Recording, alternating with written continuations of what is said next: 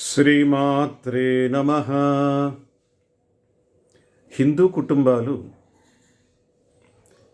వేదానికి సంబంధించిన తర్కాన్ని సూక్ష్మంగా అర్థం చేసుకోవాలి.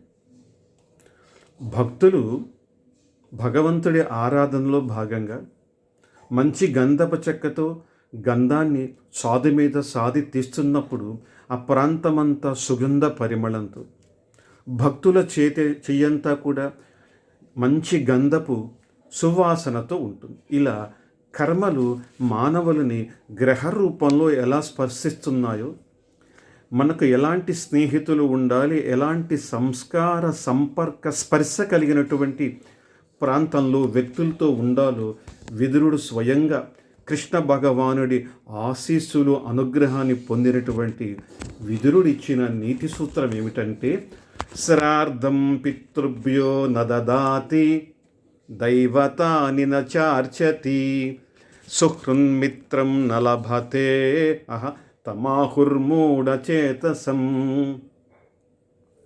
ఎవరైతే పితృశ్రార్థాలు పెట్టరో హిందువులు, ఎవరైతే హిందూ దేవీ దేవతల్ని పూజించరో అలాంటి హిందువులట ఇంకొక పని కూడా చేస్తారు. ఎవరైతే సదాచారం కలిగి కరుణ దయ లాంటి సద్గుణాలు కలిగినటువంటి ఒక మంచి మిత్రుని కూడా పొందలేడో జీవితంలో, అలాంటి వాణ్ణి మూఢబుద్ధి అంటున్నాడు విదురుడు. అంటే గ్రహబాధలు ఎలాంటి స్నేహం వల్ల సంప్రాప్తమవుతాయో, ఏ సంపర్కం చేత ఆవునేతిని మీరు అభిషేకానికి వినియోగించే చెయ్యంట ఆవునేతి సువాసనతో ఉంటుంది. కాబట్టి ఎలాంటి సంపర్క స్పర్శతో అలాంటి గ్రహబాధలని లేక గ్రహానికి సంబంధించిన శుభ ఫలితాల్ని మానవుడు పొందుతాడు.